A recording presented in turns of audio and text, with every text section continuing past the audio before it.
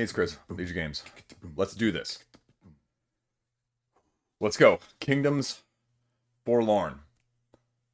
I've played it. I went through the whole prototype. What do you need to know? Some of my highlights, how it compares, especially to its predecessor, and just things you need to know, maybe in general, to help you figure out whether or not this game is for you. As always, if you like this, if you're interested, smash the subscribe button. Otherwise, not wasting a whole lot with the preamble here. Let's do this. So, in this game, Kingdoms Forlorn, epic, solo operative, campaign style, delving, roguelike game that encapsulates your imagination as a pseudo dungeon crawl with an exploration, with an RPG, with a level up system, with a gear crafting, a la, if you know the predecessor, Kingdom Death Monster, which I'll put this out at the beginning of the video, because otherwise I know people are going to put it in the comment section. Hey Chris, you haven't played Kingdom Death Monster, you don't know what you're talking about. I have Kingdom Death Monster, it's sitting behind me right back over here. I've played it. I know what it is. I know the nuances, I know the mechanisms, I know how the pieces fit together. So I have a basis for comparison sake in this. I also have played a lot of the other more recent campaign-esque games. And we need to talk about that. When you are taking your knight team, team of knights, not Batman though, Renholder, Fleshritter, Kara, and Sersank, you are delving, because that is the first phase of the game, delving through the areas in the Principality of Stone in this prototype session, trying to find the lair of the elusive Eggknight, while clashing against your Ironcast dead mob before you can get to the last boss. So, what do you need to know? Right there, that should tell you a few things. One, right at the beginning here, for this prototype, 4 knights had to be played with. So this is going to give you a little bit different feel, because having spoken with the designers from Into the Unknown, that is not the case for the game itself when you play it. Hence the whole term solo operative in the first place, because you can play it with anywhere from 1 to 4. But this scenario was specifically designed to utilize and to showcase more of what was on the table in the first place. And that is through those 2 phases, the delve phase, the exploration phase, if you will, and then the clash phase, the battle phase, if you will. Those are the specific game terms that they have coined for this game. And truth be told, this game has a lot of overhead. You need to know that from the get-go. It is a whole delve phase, order of operations, and then it is a whole clash phase, different order of operations. The delve phase is only 4. The clash phase is like 8. And so, how do you feel about that just right from the get-go? You're going to have to be learning 2 different phases, distinct mechanisms, distinct modes of action, distinct order of operations that you have to follow through with. And is your mindset going to like that? I mean, the most recent game that I did like this was Harakiri.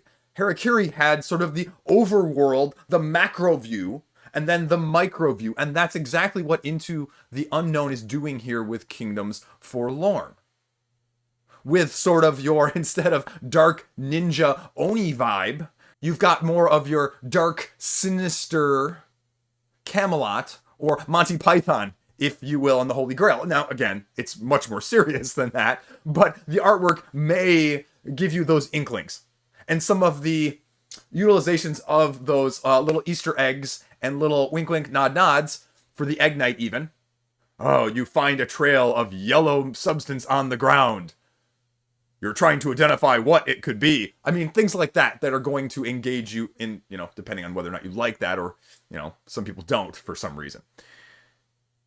So, what do you need to know about this game? Let's talk first and foremost. Let's go into the delve side of things, because that is where the half of the game is, essentially, right? Delving into the dungeon. Once you get into the dungeon, things happen. But you are delving through the macro dungeon, the macro area, the kingdom of whichever principality you go to first. And the Principality of Stone happens to be the one that they do in this scenario. And they make some things very clear with the rulebook here, that the Principality of Stone is one of many kingdoms that you are going to experience. The Principality of Stone is set apart by the fact that they have these little things called panzer gates. And as you are delving through the various cards, which are representations of the districts essentially that you are going through, and districts can go from small, medium, large, and extra large, you run into these things called panzer gates. And if you want to think about it, a moving stone city, if it's a better way of thinking about it. And in this moving stone city, sometimes you cross a path and then all of a sudden you turn around and the stonework of the city itself has shifted, and the panzer gates are tokens to represent that, hey, that way that you just came, it ain't there anymore. So you can't go back on that. So that is one of the unique mechanics, and apparently kingdoms are going to have those mechanics of some sort to uniquely stratify them from other ones.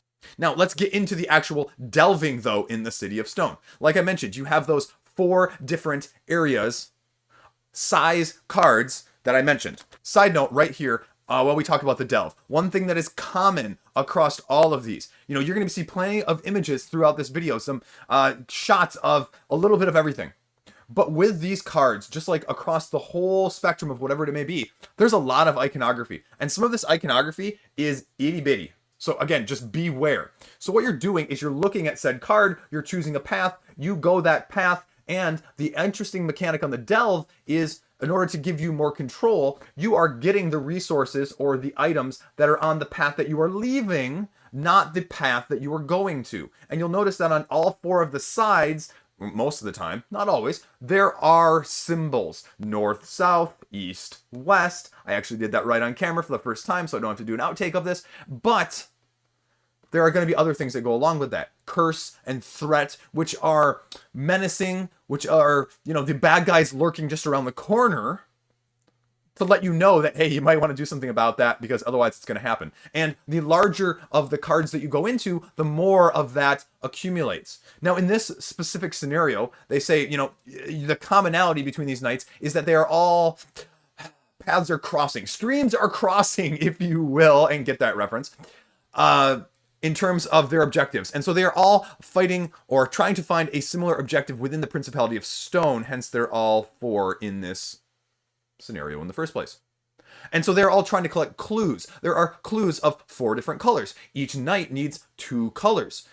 Each knight needs 4 of one, 2 of another, and you only get them by going through certain gates. But if you're not careful, you could end up with a whole lot of 1 or 2 colors and not a whole lot of 1 or 2 other colors. And, if you're playing as a cooperative game, it's not quite as fun if your character doesn't complete their objective and other people's do. Now, again, it's cooperative. So, when you're pooling your gear, when you're pooling your resources at the end of the clashes and the delves, you can go in on it together. But, again, something you want to be aware of. There, if you get your 4 green and your 2 blue, and someone else only gets 2 blue and they needed 4 blue and they got their 1 or 2 reds, is that going to fit well with you?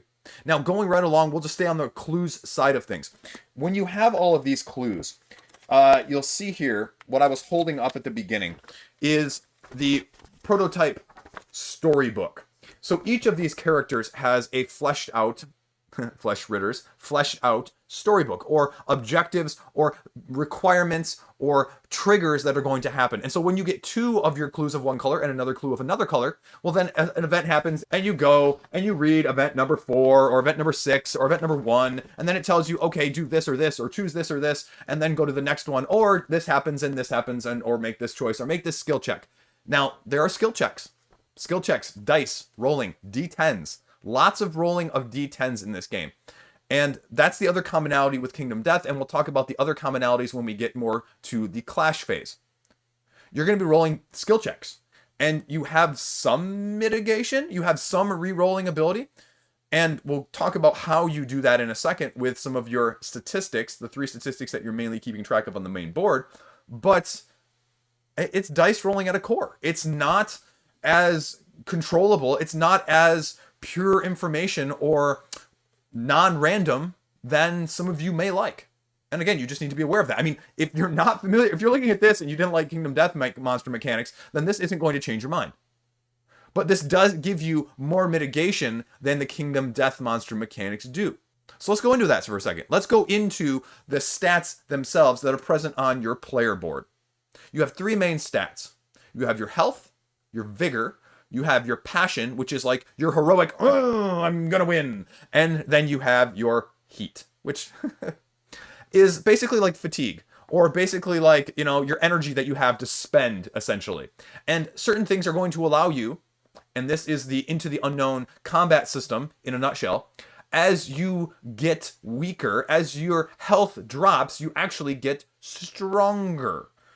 So it's a little bit counterintuitive, but it sort of fits in with what they've got going on. So you take more damage, you're getting more epic, you're getting more desperate, you're pulling out all the stops at that point. And so your heat limit, your ability to mitigate things, your ability to modify things and push yourself further increases. As your passion increases, your heroic deeds increase throughout the battle, throughout the scenario. They're going to give you access to more things on the bottom of your player board, which are known as the peril arcs and the heroic arcs. The blue and red portions of the bottom of the player board. And as you increase the levels, as you go down on them, this is the interesting aspect. It's not you just get that level of the one you're at. You actually get a cumulative set of all of those levels, which will come in very important, much more so on the clash aspect of things. Now let's go back to that delve for a second. You know, as I mentioned, the first phase of going through these cards is just going to the next one. Now the second phase, though, the second phase is drawing just a random card from a deck, an exploration deck that you just flip over and an event happens. I mean, it's an event deck. Dead of Winter, you know, any of those games with event cards where you just, you go to the next place and just something random happens. Do you like that? Because again, there's mitigation. There's sometimes not mitigation. There's sometimes randomness in that. Rat wolves are following you. Yes, he said rat wolves. Rat wolves are following you. And if you go in the direction on one of the cardinal sides of the card and you've already put a piece there, well, you're going to just take damage. And there's, you know, you're going to have to choose differently on here in order to, you know, avoid the damage or just take the damage and actually get what you want out of these. And these matter as well too, because I didn't really talk about this, but that whole threat level I just mentioned, the threat level that increases, that is, you know, the bad guys closing in closer and closer around you. Well, I said that the larger of these cards have better stuff, right? The larger of these cards also, anytime you put them down on your map, increases your threat level higher. You put down the tiny ones, it actually decreases your threat level. But if you really want to get anything, get anywhere, get resources, find the boss, you have to go to one of these big ones. So again, mitigation. How do you feel about that? Curses, threats, two separate things, both important that you're going to have to deal with. Then, after you do your random event. Now again, the random event though can refer to the storybook. Because just like Kingdom Death Monster, where Kingdom Death Monster has you roll 2 10-sided dice and take the result and flip through the book and find that story, this does the same thing. Now, there aren't 100, at least in the prototype, but again, how do you feel? Because again, another random story event that you may or may not have a whole lot of control over. Or you may get the really good one on one round and you just may not be able to get it on the other one. The secrets are hidden depending on what you get.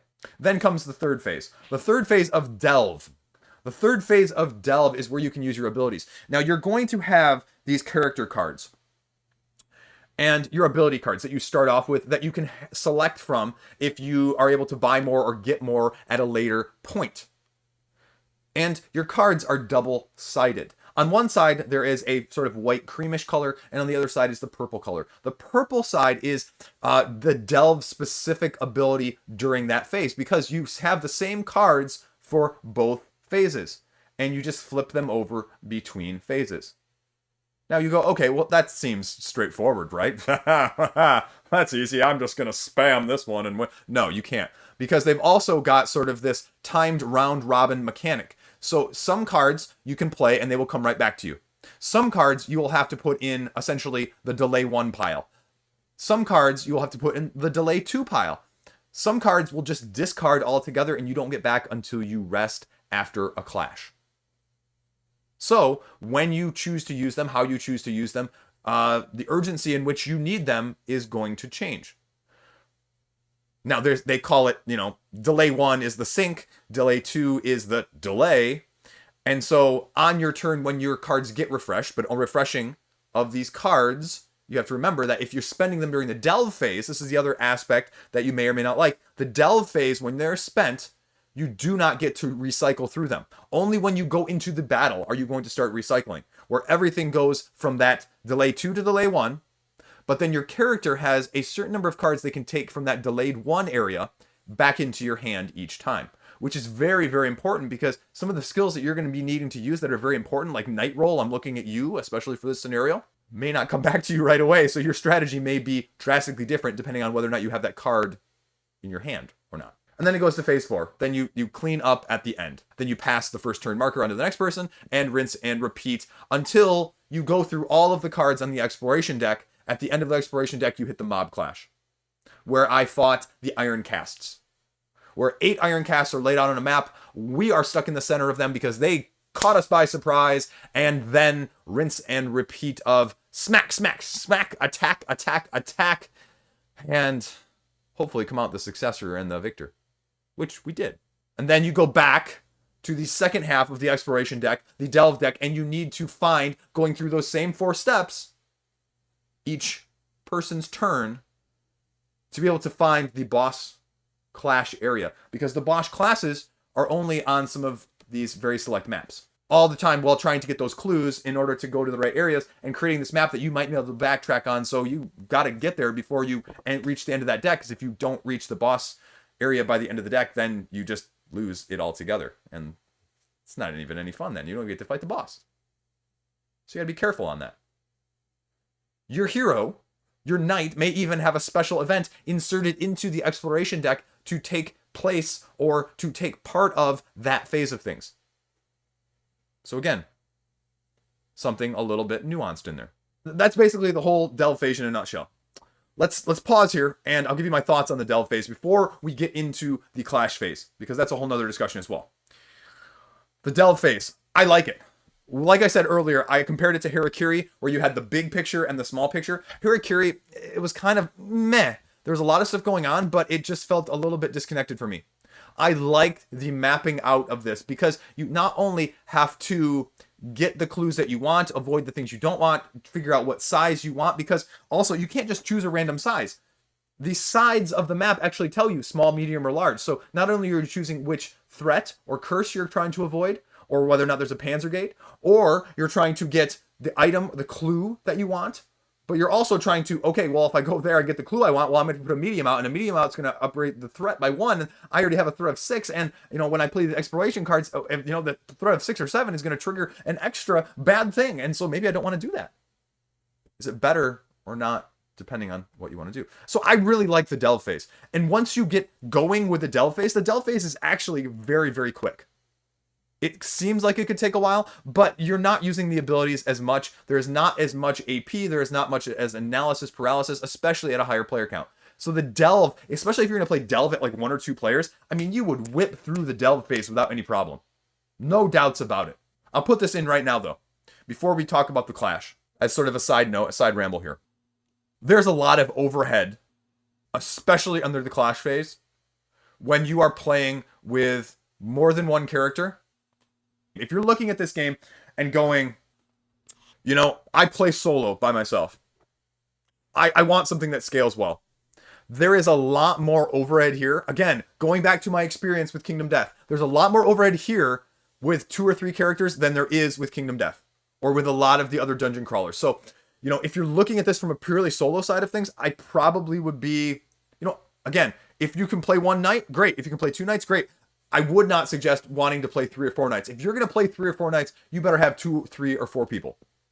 So I'll throw that in here right before we talk about the clash phase as an FYI, and you'll understand why when we talk more about the clash phase, because there's a lot going on in the clash phase. So when you go into the clash phase, it's like KDM.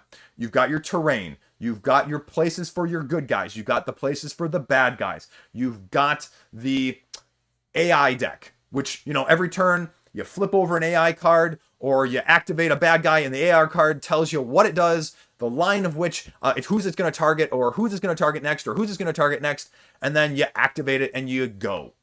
And then you activate however many you need to on the mob side of things. In this case, it was 2. In the boss case, the boss just acts once. And then you guys get to take your round robin turns. Again, no specific order. Just do it how you want, tactically, strategically, figuring out who you want to hit, how you want to hit them. And the bad guys all have, the KDM-esque stats to help you know what you're going to be doing. Now, in this game, like I said, we fought 8 Ironcast.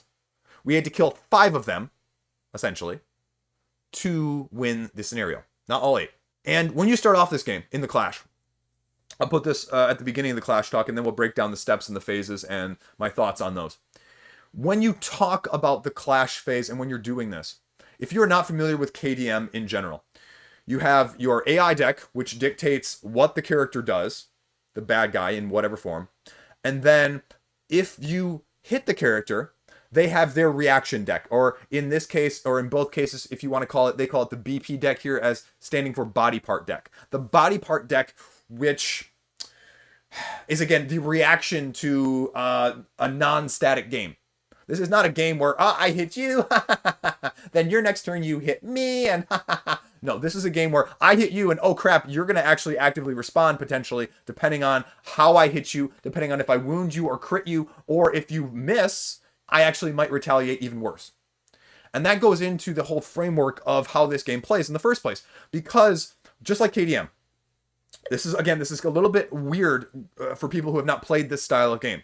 And it takes a little bit of thought processing to understand, but once you get into it, it flows very intuitively from the bigger picture. You have to roll dice to determine whether or not you hit in the first place. Otherwise, you swing and miss. If you hit, then you have to roll again to see if you wound. This is where it's both I enjoyed it, but also I can see why other people may very much be frustrated by this, because some of the beauty of KDM in that sense is that it's relatively simplistic in your die rolls, and it's modified and mitigated by your little square cards and how you've got them arranged on your little grid, and it gives you the pluses and the minuses, and you know exactly what you're adding and what you're not adding, what you need to hit. And so this is where the blessing curse, all wrapped up into one comes in. Is you have the heat that I mentioned earlier that allows you to re-roll. You have the second roll, which is known as the power roll, that you determine whether or not you wound them on. And so your weapons have, they have the how many dice you're rolling on to hit, any modifier to the hit, and then they also have the how many dice you're rolling on the if you hit and you're going to try and wound, how many are you rolling here? And so you're adding how many you're rolling here, plus the rolling for the die on your knight as a power, but you're adding in several other variables. So your knight in this scenario has 1 die on them. So you automatically roll 1 die if you hit. Then your weapon has 1 or 2. Now you multiply that by the number of hits that you have. If I roll 1 die on the hit phase and hit, I have 1 die there, 1 die for my knight, and I'm rolling 2 dice to see if I hit, how many hits I can get, to see if I wound. Now if I have 2 hits on the first phase, and if I have 2 dice on my second one, well then I'm going to get a lot more dice, because then I'm going to get 4 dice there total, plus another one from my knight, and that's 5. And it's a little bit mathy there, and it's a little bit confusing when you first think about it, because it's different than how the KDM does it. And now with these dice, you also have swords and crowns. And this ties into some of the abilities, this ties into some of the multiple different phases of the battle. And again, this is, something that I can see being very controversial in terms of whether or not you may like it or not. Because with KDM, it is a little bit more streamlined. They have broken it down into multiple phases of multiple steps in order to give you both more mitigation, but also to make it a little bit lengthier and to make it a little bit more up here. And the question is whether or not you like that.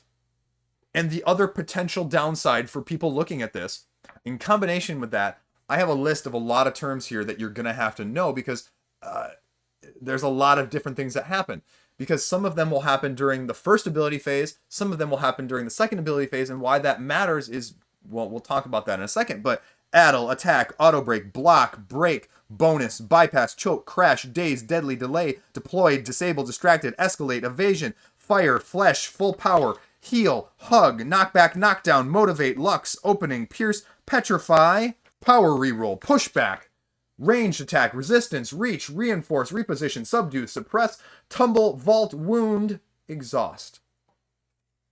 That's a lot of stuff. And did you notice some of those have autos in them and some of them don't? And again, that then affects when you're sort of doing it. Now, we talked a little bit about the overall side of things. So what happens then on your good guy phase? You know, bad guy does his AI card, does his attack, does his whatever, you know, resolves it, has an after effect or an after attack even sometimes. So you dodge the initial attack, which again, we'll take a side tangent here, is you are automatically hit in this game. Auto hit. You are rolling to evade. So if you get success on the evades, you know, then can dodge or use an ability or a shield, you know, to block something. But for example, on a lot of the Eggknight battles, the attacks, it says roll 3 dice. You have to get a 9+ or higher on the roll. Otherwise you get hit. And so if you roll 3 8s, that's 3 hits. And each of those attacks may do 1 damage, depending on if it's a, you know, an AI 1 card. If it's an AI 2 card, it may do 2 damage. If it's an AI 3 card, you might take 3 or 4 damage, especially if your heat, you know, your passion, your vigor, your exhaustion, your threat level essentially is higher. And so all of a sudden, 1 roll, you might have lost 3/4 of your health in 1 hit. Well, 3 hits in that case.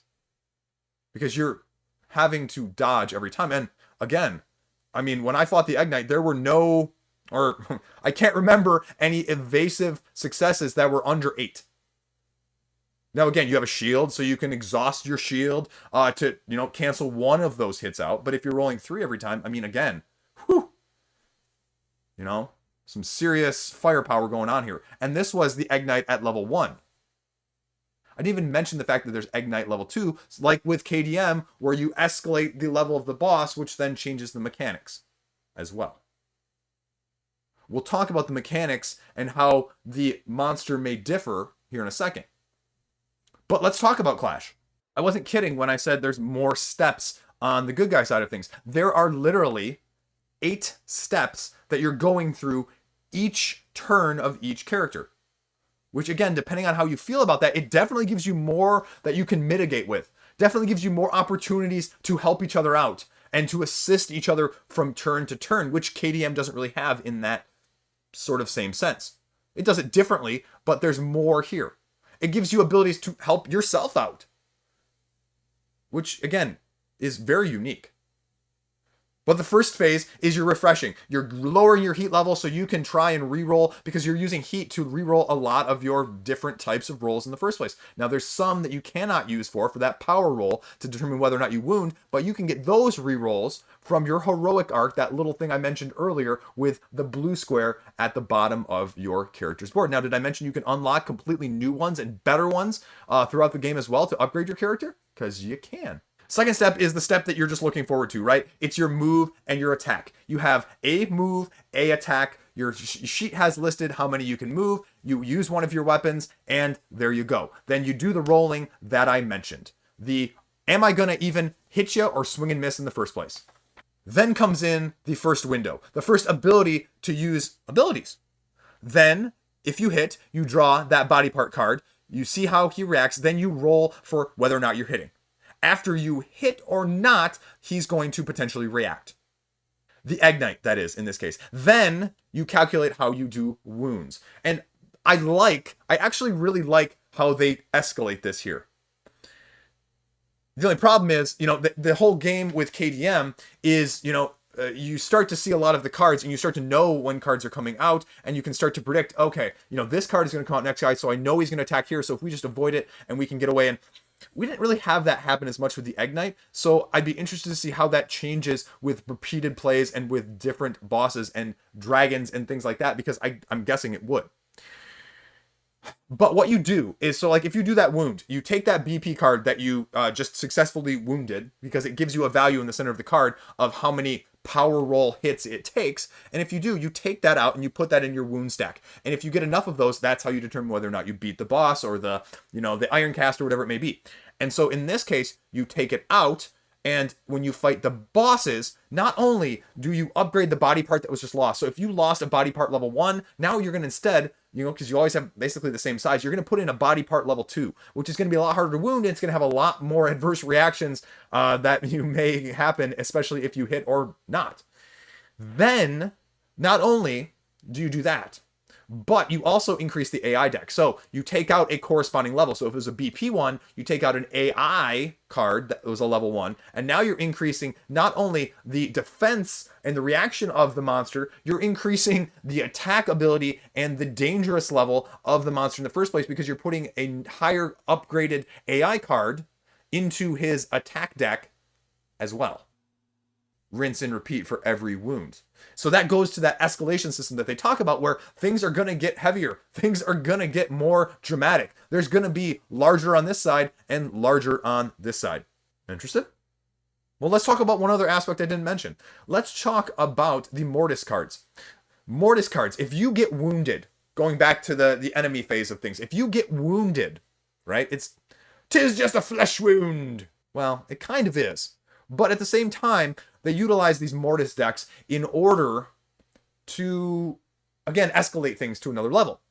On your peril arcs, the red one, as you go down in health, your heat limit increases, which means you have more ability to mitigate, more ability to reroll, more ability to sort of mess with things on a positive mitigation side of things. But also, as you go down on there, you are drawing from one of the said Mortis decks, minor, major, and then and so on. And so these cards are basically power-ups, but also deadly threats at the same time. Because, like with KDM, something bad can just happen. I mean, this is not I do you 2 damage, you do me 2 damage, I do you 2 damage, I do you 2 damage, and not back and forth as simple. Like sometimes, okay, first blow, you do something massive. And that can happen to your character. Or, you know what? I just got killed. No, wait, I didn't. Fake death, resurrection, I'm back up. Bonus attack for me. Cards like that, they're going to trigger. Or, hey, react and get a refresh of one of your weapons or one of your abilities that wasn't there in order to help swing things differently. In order to give you some momentum when you may have just been, smashed. Again, it's another layer. I mean, that's sort of what this game is giving you. It's giving you layer on layer on layer on layer. And the question for you looking at this is, how many layers do you like in a game like this? If you want more, this has more. But if you don't want more, is this going to be a detriment to you? And I think you have to ask yourself that. Again, because it's all well and good if it's an amazing game. But the question you always need to ask yourself in a game like this is this an amazing game for you? So going back to the clash, you go back and forth until either all your knights are dead, or you deal enough wounds to the boss and you win. You get spoils for your rewards, you get loot, you can go buy stuff from a market, and then you can go delving again. You can go rinse and repeat this whole thing, and that's where sort of the roguelike, the new game plus comes in, where you can go there, fight bigger, badder, harder guys, explore, get secrets, go through that storybook that I mentioned, get some of those stories that weren't unlocked in the first place, and see if you can get some of that special gear. The gaming the game a little bit like the KDM, if you're familiar with that, where, only when you played KDM about 3 or 4 times do you understand, I need to manipulate the lion and hit the lion in this part with this crit at this time so I can get this piece in order to gear this sort of thing. And there is some of that. There is. And that's also where those personal quests come in, because then you personal quest and you upgrade some of your own equipment or your own abilities that you start out with in order to sort of, again, upgrade without having to game the game as much. Which, again, is kind of nice. Because that's one of my biggest criticisms of KDM, I guess, if we're going to talk about that. KDM is nice, but it's sort of a min-max game. It's sort of you min or you max, and if you don't max at the right time, or if you don't manipulate the right animals at the right levels at the right time, you're just kind of SOL, because you're not going to have the right equipment for when, the next guy, the next super big bad boss comes out, and there's just nothing you can do because the game is brutal and it doesn't have the mitigation. I say that as someone who enjoys playing that game. It doesn't have the amount or the degree of mitigation that is going to make you feel in the most control. And that's also what some people really love about KDM, is that they go, it's brutal. Oh man, we just got our whole colony wiped again. Let's go play again. And let's go play another couple Lantern years, a couple more decades of Lantern years on our next settlement too. And this, I didn't feel like I was having to min-max. Now, again, this is only the prototype, so I didn't know what we'd be doing or what all the gear is available. Like, I have a gear thing, it's like this thick that, didn't see 90% of it, essentially, But I didn't get the feeling, like with KDM after a play or two, that I was going to have to do that. Otherwise, it was going to severely cripple me or penalize me down the line. And so that was a really positive, because I am not a big fan of games that present to you like, oh, you can do whatever you want. And then, well, sorry, you made that choice, so now you just can't win, or you're just never going to get past this point, and you can just go start over. That was my problem with City of Kings. That was kind of my problem with KDM. That's one of the reasons I've actually seriously thought about getting rid of it at some point.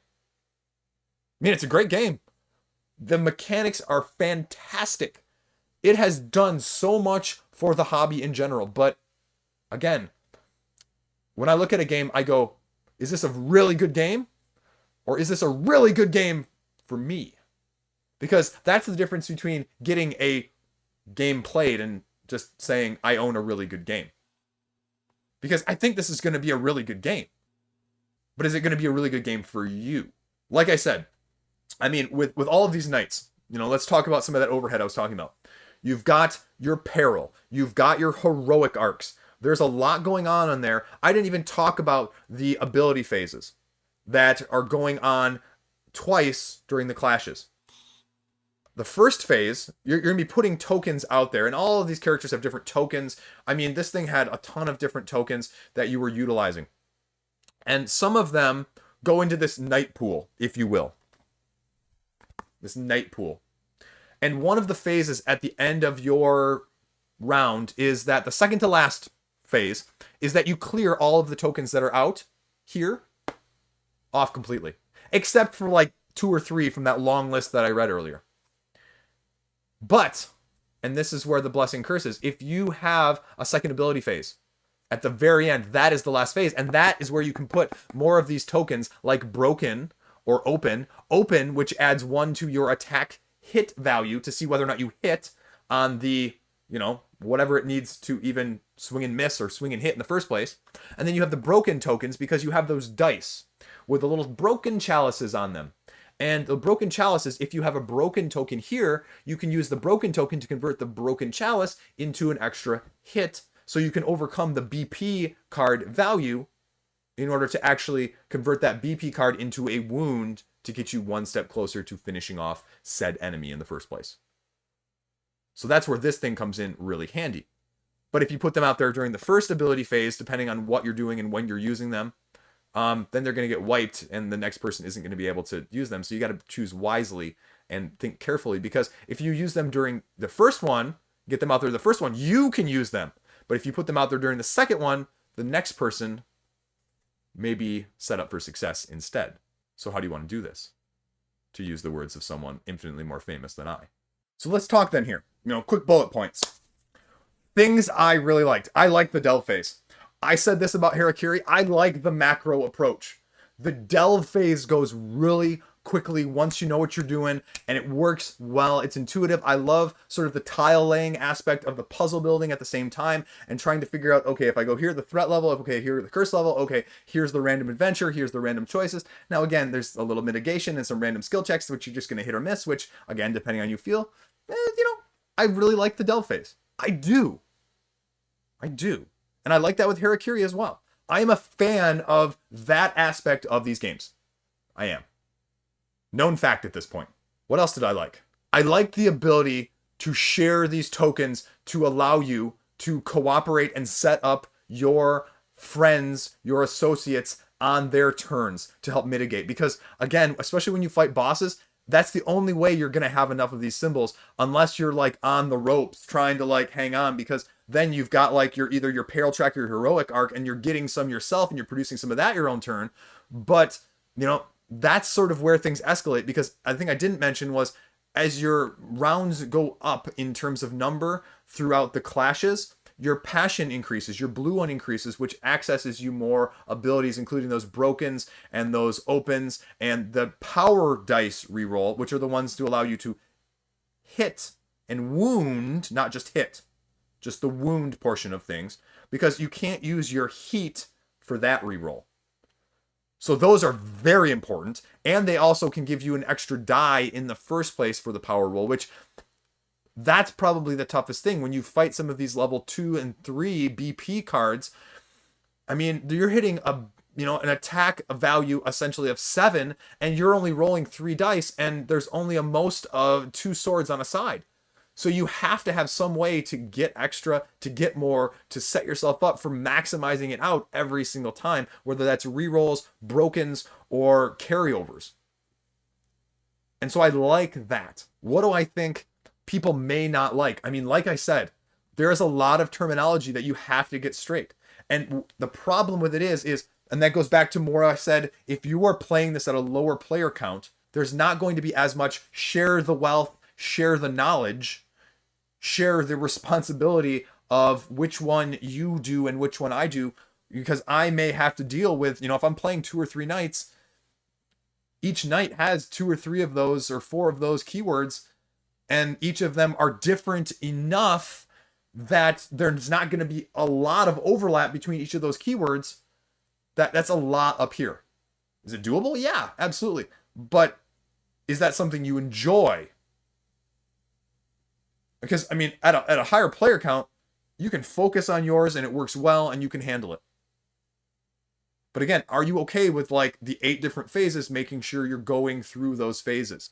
Again, it's heavy dice rolling.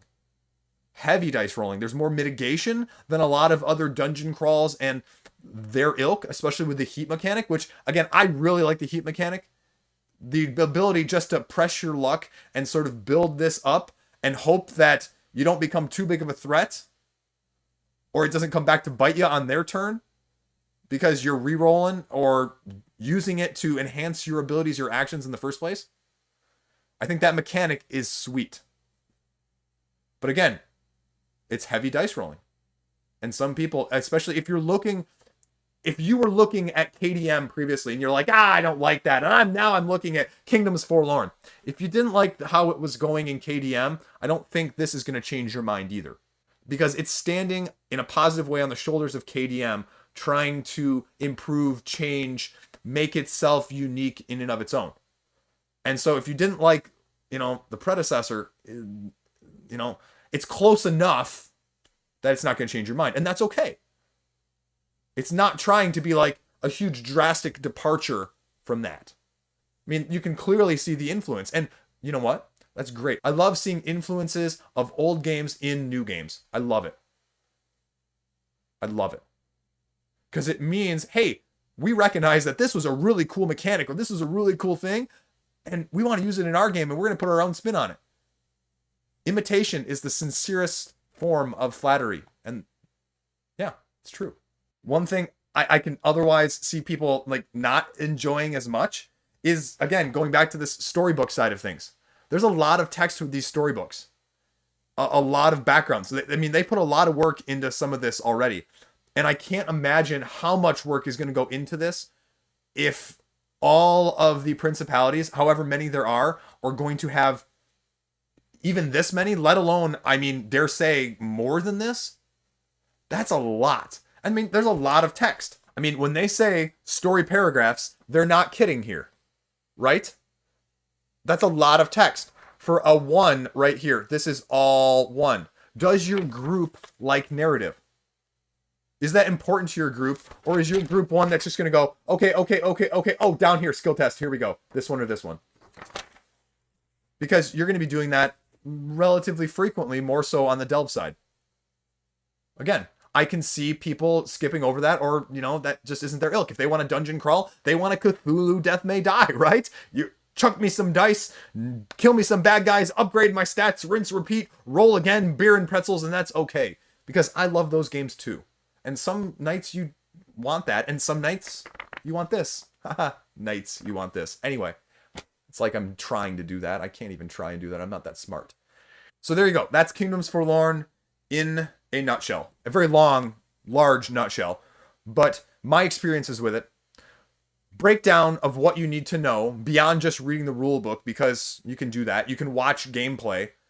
But there's nuance there, especially when you're watching something as complex as this. It's a little hard to know, well, how complex is it? Or how streamlined is it? How much do people have internalized? And how much are people, like, sort of going through, and where are the strengths, and where are the things that are going to hamper you, or where are the things that are going to potentially snag you, and, you know, things that you may or may not be okay with. And so this is another interesting twist on things that we are seeing on the market, because, again, it's definitely standing alone in terms of, I can make comparisons to other stuff, but there's not anything like it. So what are some things I would like to see in the campaign, having now played it hands-on? As a final point here, I need to see how the gear crafting works, because we didn't do like any like gear crafting, you know, that sort of thing, marketing, and there's not really a whole lot of that in the prototype. So that's going to be interesting. How many expansions are going to come with this? That's also going to be interesting.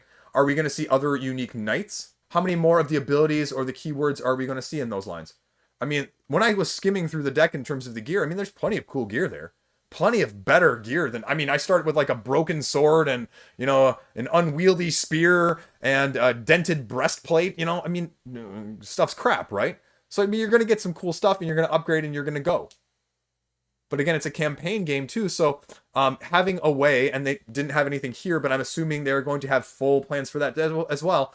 How are you going to store that? How are you going to keep track of that? What is that going to look like in terms of those sorts of things? Because nowadays, I think, when I think campaign game, one of the biggest barriers to me getting a campaign game to the table sometimes is the upkeep in between games. I mean, that's part of the blessing curse of Kingdom Death, right? I mean, you've got the score pads, but I mean, you're paper and penciling it every single time and then sorting it through, and then do you put it back in where it goes, or do you leave them separate? And, you know, okay, well, we had this gear card here, and we had this building that we were using here to craft stuff, and then this. So how are you going to do that, you know, in this game? And so I'm interested to see what that's going to look like too on the campaign. The other thing I want to see is, you know, like I said, with the Principality of Stone, you've got the shifting panzer gates that are like blocking your path. What else can you do with the sort of city building, tile laying, card laying aspect of things to make it unique and different, mechanically speaking? And mechanically speaking, you know, set apart from every other principality. Are we going to be doing clues in every single one? Or is it going to be slightly different nuances of objectives in there? And that's the intriguing stuff. You know, because, I mean, the clues were nice. Am I going to want to do 4 clues and 2 clues of a color every single time? I don't know. Again, I you know, repeated plays would help me figure that out. But I would hope that maybe you've got a few other tricks up their sleeve to show me, oh yeah, oh man, you can do that with this laying out and this tile and this, yeah. Like, yeah. That's what's exciting in terms of that. Like, you can use the same mechanics of north, south, east, west. I almost messed that one up that time. And put different things on the gates, put different objectives, different waypoints, different, you know, everything. You don't need to have, you know, 37 different things to get uniqueness. I mean, I'm looking right behind the camera right now at Marvel United, and somehow they managed to make a very engaging game with essentially like 4 symbols. And so that's what I want to see, like with the delve mechanic. Like, what can you do there, especially as a person who really enjoyed that side of things? Last point as a side note here, in case this helps, because this might frame things too. 4 knights, 3 people, 2 delves, 2 clashes, including delve, mob, the Iron Cast, delve, Eggknight clash, boss. I mean, it took, you know, somewhere between 4 and 4.5 hours to do that. Now, obviously, again, would you do all of that in one setting? Can you do that in one of those settings? How easy is it going to be to, what if you want to stop between delves? How easy is it going to be to take your cityscape, put it back, and put it away to have it be the same for the next delve portion of things in that adventure? So those are the sort of things that are going to, again, to talk about a very good game versus a very good game that hits the table. How ease of accessibility is it going to be? And Into the Unknown is going to show us very shortly. So I'm excited to see what they've got in store for us. So quick interjection here on the Kingdoms Forlorn side of things. At the very end, right before me posting this, they reached out and they said they've already updated a few things that I think a couple people have brought to their attention, including some of the things you may have noticed either in the videos, in the images, or elsewhere when I'm talking about this. And that is some of the graphical design and some of just the overall aesthetic. So let me show you a quick example. First up here, we have the knight pose. So this is the original, what it was supposed to look like and what it was doing. And you can see like this is a little bit of fancy writing and they're going along with the theme, but it works well. But they've sort of reorganized it just a little bit to make it a little bit even clearer for any of you out there that are wondering about that. So here is the revisioned one. And you can see the text is a little bit clearer. It's just a little bit overall easier to read and it's just a little bit cleaner from, those small, very small aspects. Here's the big one though, and this is why I really wanted to throw this in here at the last minute edit into this video, is because now they have revamped those little map cards that I've talked about so much on the delve side of things. You can already see that even if this is blown up, that they have enlarged the symbols, they've made it much clearer, they've shown you how many threat you're going to be changing already on the card, so you're not always having to reference it. And these are just much clearer on the side as well in terms of the colors, and just they're much larger, and it just is clearer from a graphical standpoint, cleaner. And so again, they're taking feedback actively. And that's one thing that I like to see, even pre-campaign, during campaign, post-campaign. So something food for thought as well here. There you go. That's it. I blabbed on way too long. Again, smash the subscribe button if you are new to the channel. Always appreciated. Again, let me know in the comment section below if you have any questions or comments or concerns or anything I can do to answer with a hands-on copy. Into the Unknown has been very responsive. They have answered every question that I shot them. I mean, I peppered them all weekend, with bunches of questions each time, and they were super eager and happy to do that. So I'm assuming they will be the same way on the crowdfunding campaign too. So there you go. As always, thanks for tuning in. I appreciate it every single time. Thanks for watching. Stay classy. Have a great day. I have I had a hoodie sitting right down over here. I mean, this is like serious conversation, like hood up, sort of, we're going.